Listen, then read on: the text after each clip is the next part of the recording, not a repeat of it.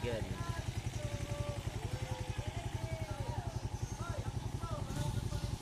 Kailan mo? Ha?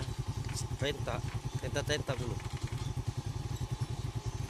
Okay, mga kaibigan, pakita ko sa inyo ang daan ng ng Balalan sa Tacos, Davao del Sur.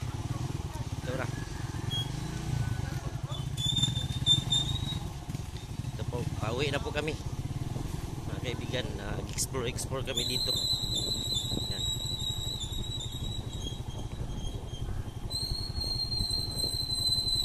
Sobrang ganda po.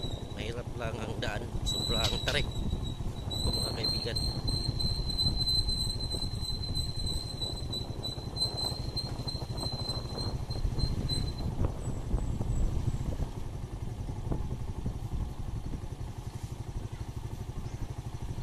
Ito ang Balalan sa Tacos, Davao del Sur.